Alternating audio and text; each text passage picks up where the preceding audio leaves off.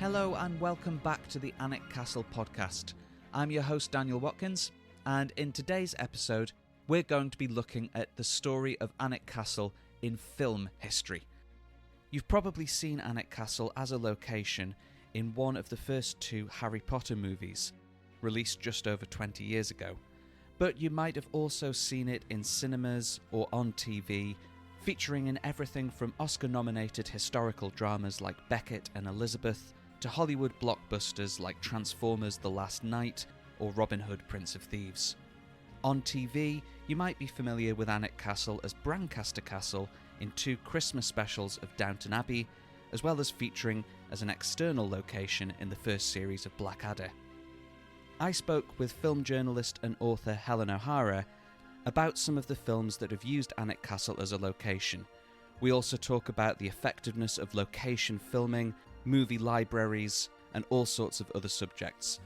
We recorded our conversation remotely, so there might be a slight difference in sound levels, but it was a great conversation and I hope you enjoy it.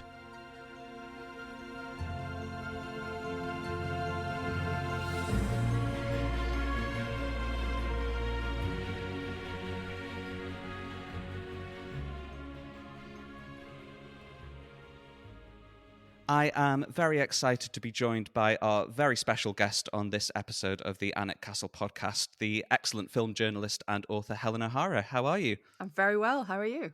I am good, thank you. Recording from one of the medieval towers of Alnwick Castle. Ooh. That is apparently the last resting place of a taxman from the Tudor era who was locked in prison here and never released, according to legend. Wow.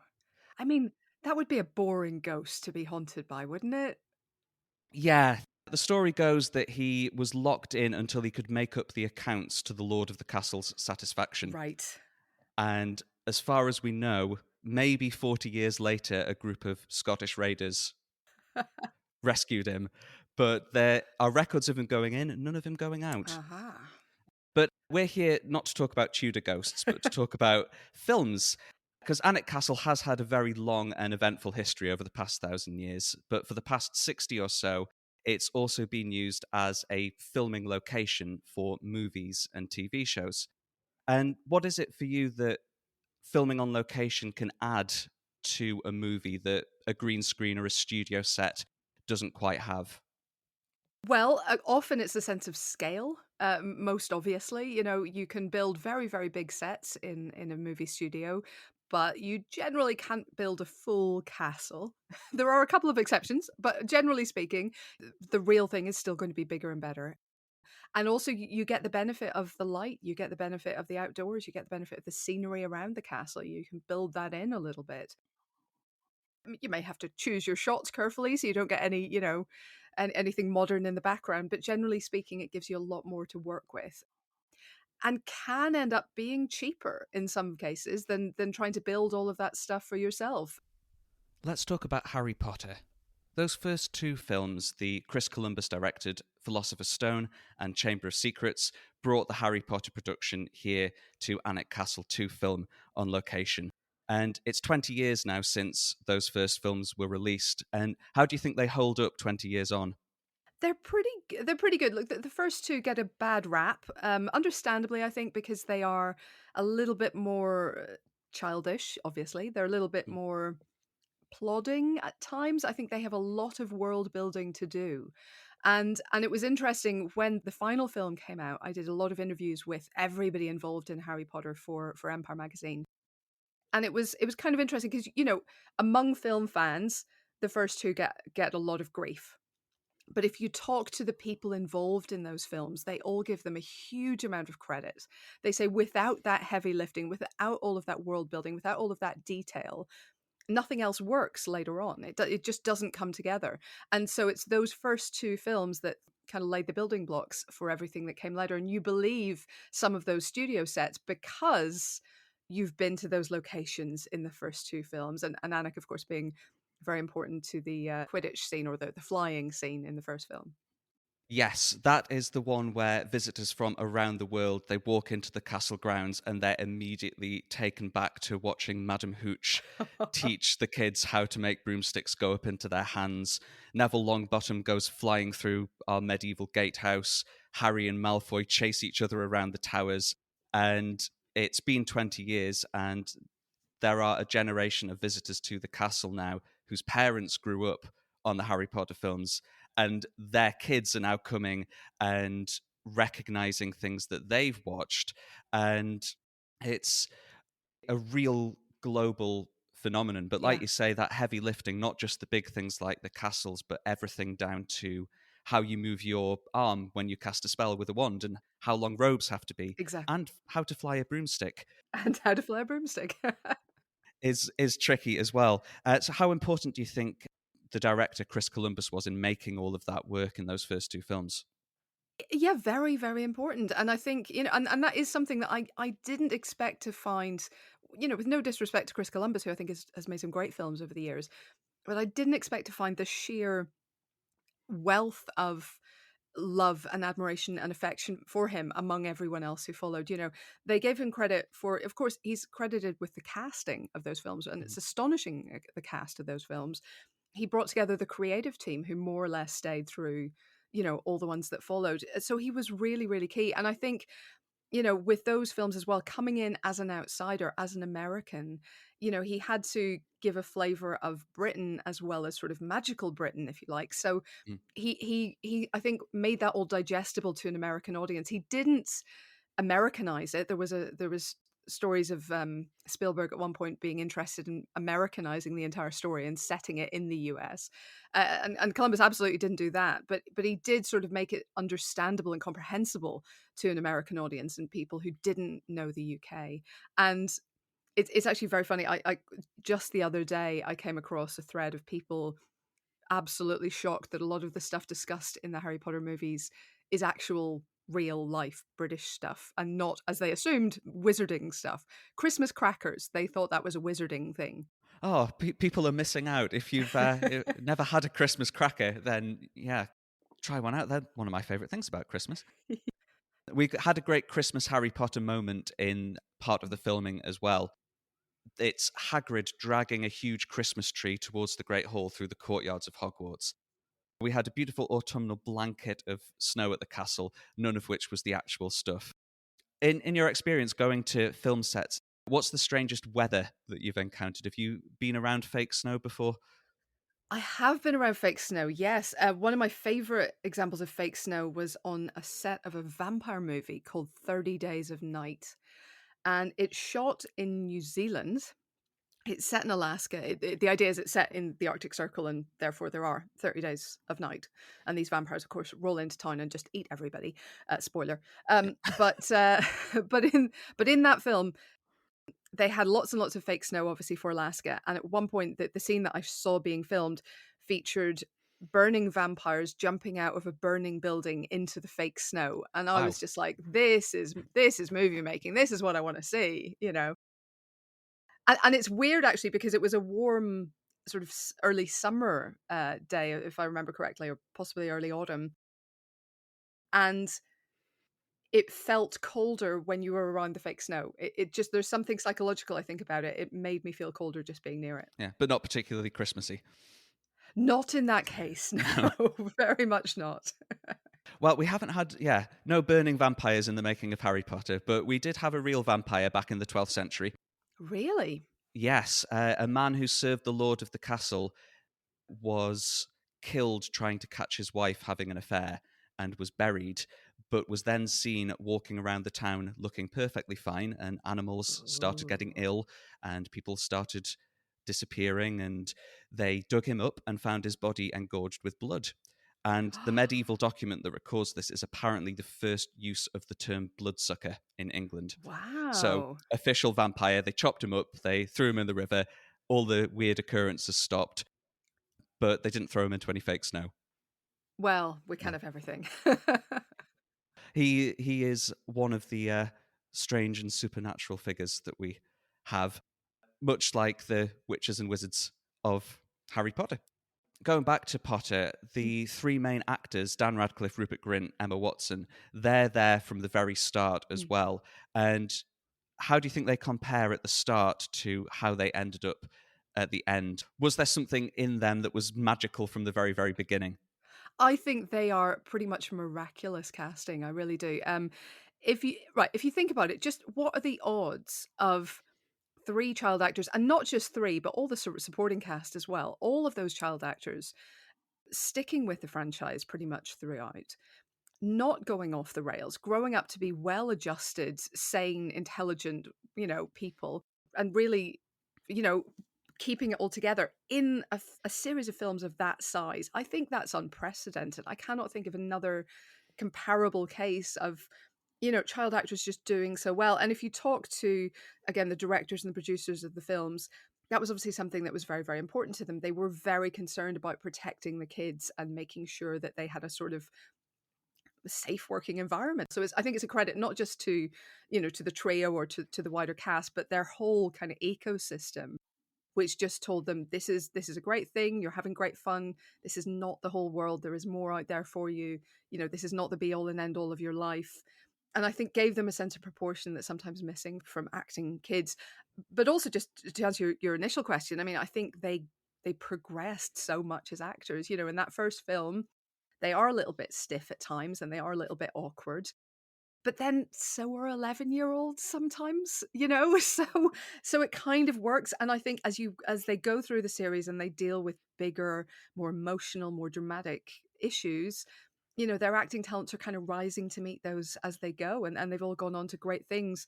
I mean, in particular, Daniel Radcliffe just kind of blows my mind because, he could do anything. So that's what he's doing. He's doing weird, bizarre little films.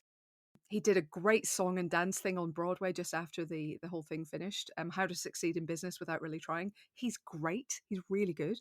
And I just love that, none of them have felt the pressure to go up and sign up to be superheroes or sign up to be, for a series of Oscar bait roles. They're just kind of doing their thing and living their lives. And I think it's great.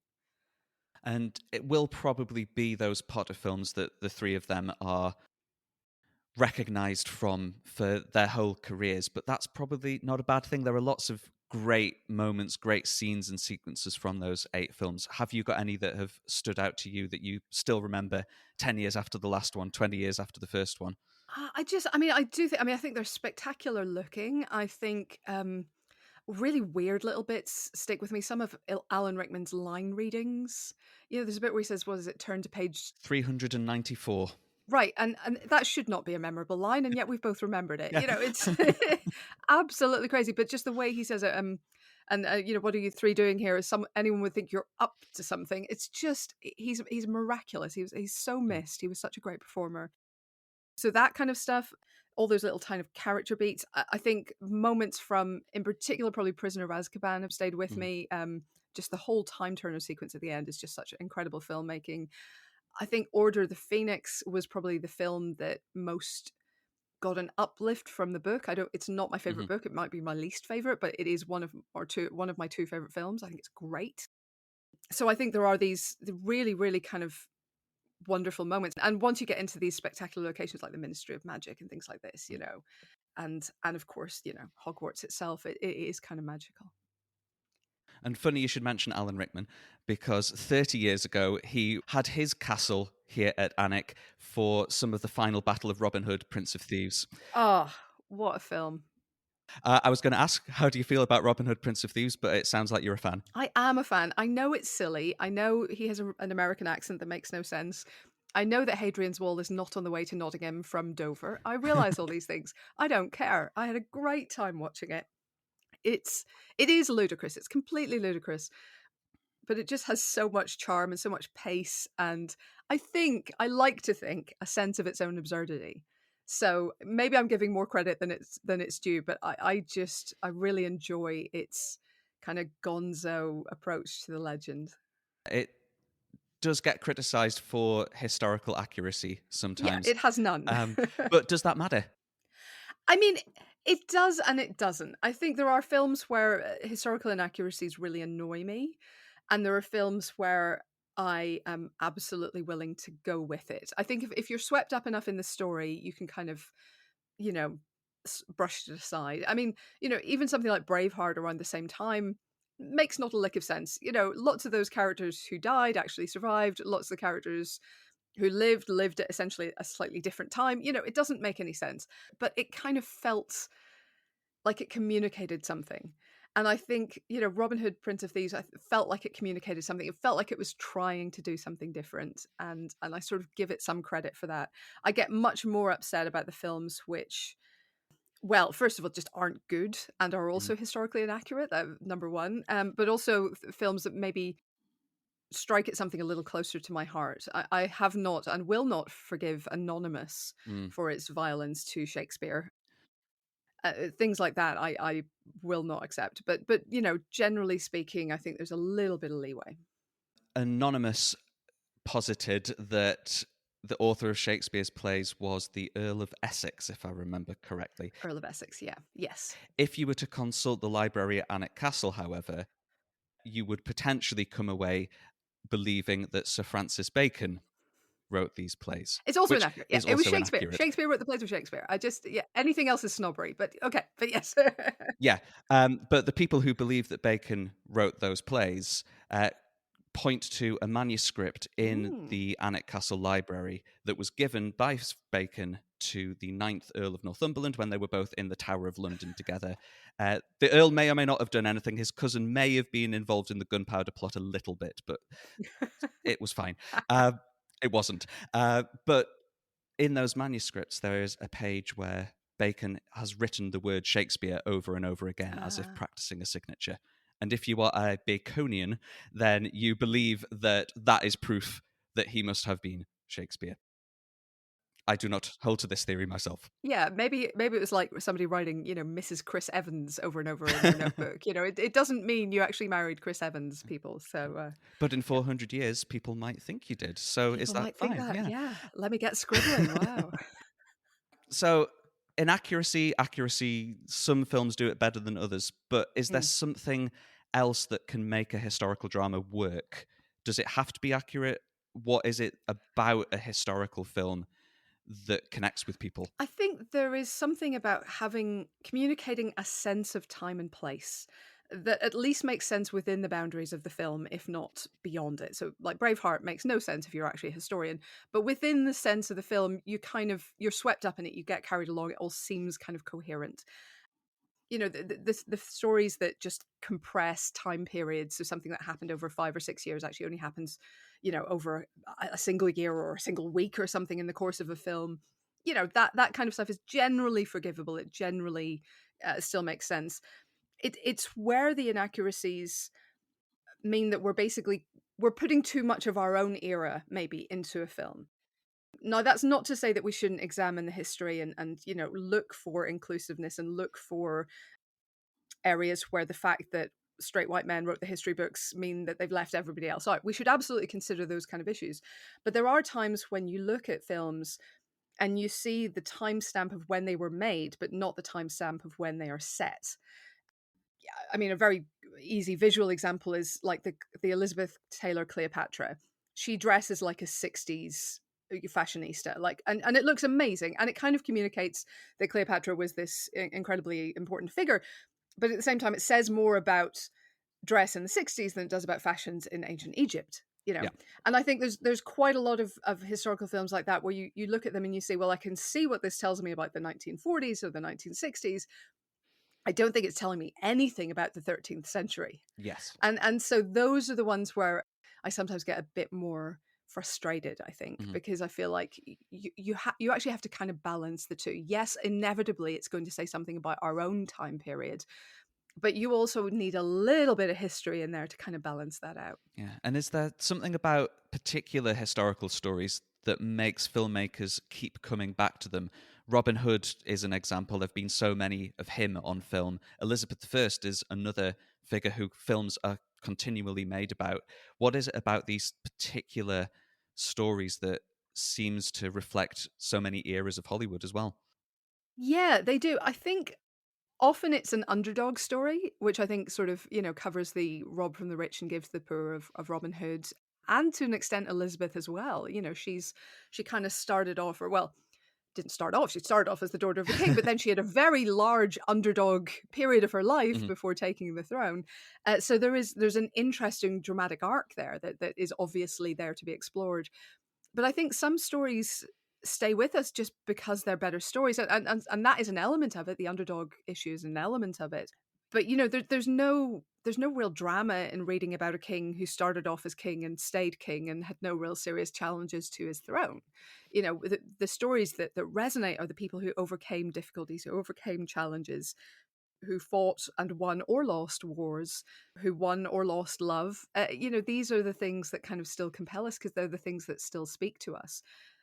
And I think that's why even today, certain Shakespeare plays, for example, to get back to him, resonate more than others because they have those kind of universal themes and they have those personal struggles in them.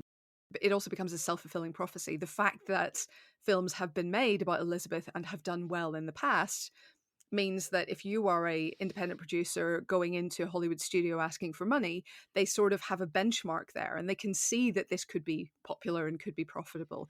If I go in and I argue for a film about Eleanor of Aquitaine, it's going to be a little bit tougher to make that case because they just don't know who she is and they don't know that she was freaking amazing. Yeah, she was. And deserves at least 10 biopics, Yeah, absolutely. Wife of two kings, mother of two kings, rebellions, imprisonments. Yeah, she was amazing. But Elizabeth I was as well. And we have had 3 of her at the castle on film. Glenda Jackson in 1971 in Mary Queen of Scots, Anne-Marie Duff in The Virgin Queen in the mid-2000s, and probably most famously Cate Blanchett in Elizabeth. Yeah. She got an Oscar nomination for that film. Can we talk about how excellent Cate Blanchett is? Oh, yes, at length. Let's do it.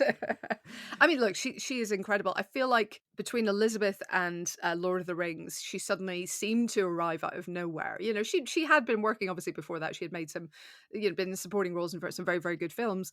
But suddenly she seemed to go from nothing to Cate Blanchett, movie star, and that is a testament to the strength and just the presence that she has on screen. I mean, my God. Yes, she is absolutely gorgeous, but, you look at Galadriel and you kind of believe she's been around for several thousand years and ruled armies and kingdoms. You look at her and Elizabeth and you absolutely believe she has the stomach and the heart of an English king. She's absolutely astonishing. And Elizabeth, you see her go from being a young princess sent away to the Tower of London, and then by the end of the film, she is absolutely in charge. And it's a real dramatic journey for her. What is it about what Blanchett does in that film that makes the character of Elizabeth so compelling in it? I think it is that arc. It is the fact that she delivers that arc, which is, no mean acting challenge because they didn't do a lot of prosthetics or anything like that. Obviously, big costume changes, but really it was about communicating through body language that this woman kind of growing up and transforming herself, by force of sheer will into the queen that she became. I think it's a very, very impressive piece of acting, basically. The real Elizabeth I didn't have quite as happy a relationship with Alnwick Castle. She did behead an Earl of Northumberland. She did probably have another one killed in the Tower of London. But she was happy in the film. Well, that's something. With Dudley at Alnwick Abbey. So it all worked out. But that's all on the exterior, the towers, the grounds, the parkland around it. It's much rarer that filming happens inside our castle. So when you're watching films, what tends to be associated with castle interiors? How are castles normally depicted? Well, actually, I will say this is something that sometimes I do pick up on in films that have been shot on location, which is that the castles themselves, and particularly the interiors, have aged more than they should have for the period they're depicting. Yeah. They look like the castles we tour around now. They don't look how they would have looked, 700 years ago or whatever. Yes. So I do sometimes get a little bit thrown by that. But yeah, I do like the big roaring fires and the vaulted ceilings. I am an absolute sucker for Gothic architecture. So anything with a vault, I'm all over. But yeah, it tends to be the, tapestries on the walls, fire in the fireplace, lots of fur, lots of rugs, very uncomfortable looking wooden furniture. That's the sort of classical castle for me. Basically Hogwarts. Basically Hogwarts, yeah. Sadly, that's not how Alnwick Castle looks on the inside. We've got an Italian Renaissance palace on the inside with great works of art and silk wall hangings and chandeliers. It's a palace rather than a fortress. And my favourite room in there is probably the library, which has about 14,000 books going back over 500 years. And a lot of visitors go in and they connect it to libraries that they've seen in films and they've seen on TV. Have you got a favorite movie library? Oh my, I mean, like, first of all of them. Yeah. Do you know what's coming to mind? And it's not my favorite, but it's just the one that's come first to mind is the scene in, I think it's Angels and Demons, that dreadful Dan Brown adaptation, where they go into the Vatican Library's sort of climate controlled archives and then they tear apart. Oh, no. They tear apart a folio. I can't even. Don't remind me. It's so like there was literally, I was in a cinema full of other film journalists. We're all generally book nerds. There was an actual gasp of horror around the cinema when this happened. I remember watching Doctor Strange for the first time and knowing that Mads Mikkelsen was the bad guy when he tore a page out of the book in the library. Oh, I know. He could have just taken the book. It would have been fine. He could have just taken the book. Yep. That would have been fine. Anyway. So anyway, that's the first one that came to mind. The Hogwarts Library is pretty good. I mean, anything that's shot in the Long Library in Trinity College in Dublin, I tend to like, because I've been there just like as a tourist around Ireland, where I'm from, a bunch of times. For example, recently Foundation, the TV series. Yes, on I Apple. thought that was Trinity College. That was Trinity, yeah. They shot mostly in Dublin, and yeah, that was quite cool. I was like, ooh, look, it survives into the far, far, far future somehow. Yeah, most recently, a lot of kids who've gone into our library have thought, Beauty and the Beast. Oh, that library. Especially when the live action remake came out. I don't think it was as spectacular as the animated one. No, the animated one is all time. But we had a summer of lots of bells coming in and imagining themselves in our library, being that library as well. I mean, that is a great library. I think that's more modelled on the sort of Eastern European kind of Austro-Hungarian libraries, I feel like. One that's really good if anybody's travelling abroad, the library in El Escorial, just outside Madrid, is spectacular. Highly recommended. Alnwick Inside is much more Downton Abbey than Harry Potter. So Downton was the first production that was allowed really to film inside those rooms in 2014 and 2015. And that was followed in 2017 by Transformers: The Last Night. Are you up to date on your Transformers? I am. I paid actual money to see The Last Night because I was away when the press screening happened. And I thought, look, it's a Transformers film. I'll go and see it on the IMAX. So I paid quite a lot of money. I mean, with the greatest of respect to the locations involved, it's not a great film. Anthony Hopkins is using our castle as his home in that film. And watching him having loads of fun in our rooms in 3D in IMAX was fun to watch. And that's fair. Yeah. I was doubly invested in that one because I was able to be on set and watching it happen and watching these films get made. As a journalist, you've been on sets of all sorts of films, big and small. What are some of your favorite memories of seeing films being made, and what might people not know about the work that goes into seeing those finished things, especially on location? I mean, look, I've been incredibly lucky and have been on some amazing sets. So I was on the last 3 Harry Potters, actually, but in Leavesden, not on location. Just the scale of the sets there were enormous. Everyone literally had bikes with their names on to get around the sets, because a lot of the studios around London are actually based in old World War II airfields. And Leavesden being no exception, there is actually an old control tower and an old runway. So they actually had an annex at the bottom of the runway that they had to use for Harry Potter 7 and 8, the 2 Deathly Hallows films, because they overflowed the rest of the studio. They had taken up everything. Everything was filled with a set either being constructed, used, or taken down again.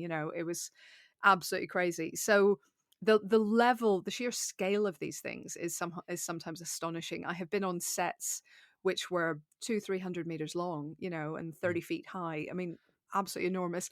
And then I've been taken into the props department, and I've gotten to play with tiny, tiny props that were a couple of inches long and still incredibly ornate and interesting. So just recently, Dune came out. I was on set of that in summer 2019, and I think I spent an hour in the props department just playing with like the Gom Jabbar and the pain box and all the Chris knives. You didn't put your hand in, did you? I did put my hand in, but not for very long because I was genuinely a bit freaked out. Yeah. I got to fly an ornithopter as well. It was amazing. Absolutely amazing. The level of craftsmanship and detail, I think, is the thing that people need to know, and that goes through to location shooting as well, because even in a location, there's usually quite a lot of stuff that needs to be brought in, that needs to be very carefully placed or carefully measured. And you often cannot tell what's real and what's not. I've seen sort of walls extended far beyond their natural limits. And again, in a historical site, or in a precious site, they also have to be incredibly careful to do no damage when they're doing all of this incredible work. So there is a very, very enormous list of things to be considered, and the work that the craftsmen behind these things do is amazing. If you talk to filmmakers, if you talk to directors and producers, they will rave endlessly about British crews. They will talk so much about how good they are, how professional, how capable they are. And it's because they're used to handling all these challenges. It's something that definitely came across in the more recent films that have been made here. Downton Abbey took the castle back in time, which sounds weird, but to the 1920s. All this work that you might not ever notice on screen, but if it wasn't there, you definitely would. It's like that one episode of Game of Thrones where somebody's Starbucks cup is visible under the table, and I can assure you that anybody who worked on that scene still sometimes wakes up in the middle of the night with the sweats about that, But it is that detailed work. If it's done right, you never think twice about it. But if it is wrong, it just leaps off the screen. And I think that's everybody's fear with this stuff, So they are very, very careful. And that has hopefully come across in the films that were made at the castle, from Transformers going all the way back to Beckett in 1964 and even earlier as well. But that probably brings us to the end of our chat. I'm so grateful to Helen O'Hara for joining us and talking a little bit about some of these films that have been made at the castle. Thank you very much. And before you go, please tell us a little bit about your book and where we can find you online. Oh, thank you. Yes. So I'm online first. I'm on Helen L. O'Hara on Twitter. And I'm also on the Empire podcast every week, and our spoiler podcast that we do as well for all the kind of big films that come out. I don't think we did Transformers, but we definitely have talked a lot about Harry Potter in the past. And then I also wrote this book this year. It's called Women versus Hollywood: The Fall and Rise of Women in Film. And it's really trying to explain where all the women are in terms of directing and producing and everything else, and why it is that even now, even today, women are usually under 10% of directors, under 20% of film leads, when we know that, films by women do actually sell if they get the same support and the same, screening opportunities as films by men. And we also know that that wasn't always the case, that there were women, even at the dawn of cinema in the silent era, trying to make films and actually making some very, very successful ones. So basically, what went wrong? Why did they all get shoved out? So basically, my book is trying to look at a sort of 100 years or more of Hollywood history and explain what it was that happened and how things are beginning very slowly to change for the better and become a little bit more equal, and give us more variety in our films, which is, the big game at the end of the day. Yeah, absolutely. And it is an excellent read. Oh, thank you. But thank you very much again for joining us, Helen O'Hara. Pleasure.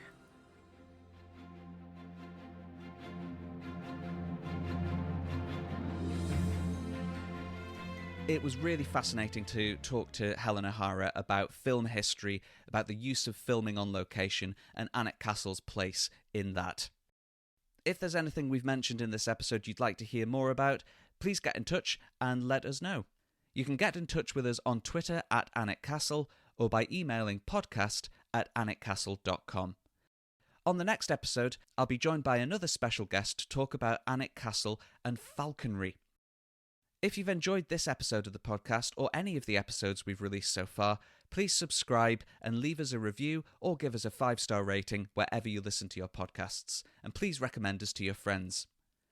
Thank you again to our special guest for this episode, Helen O'Hara. And I've been Daniel. Thank you very much for listening, and we'll see you next time.